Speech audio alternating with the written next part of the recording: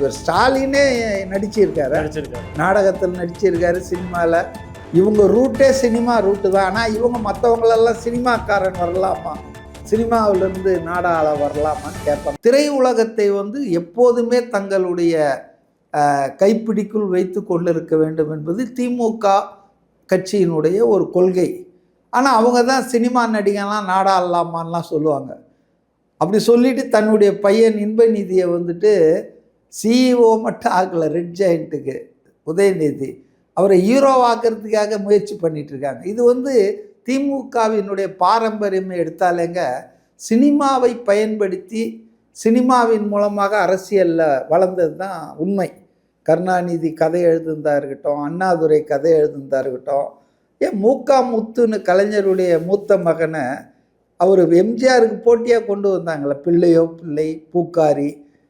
அது ஒரு கட்டத்தில் எம்ஜிஆர் ரிபல் பண்ணதால் தானே சிக்கல்லாம் அந்த திமுகவே உடஞ்சது.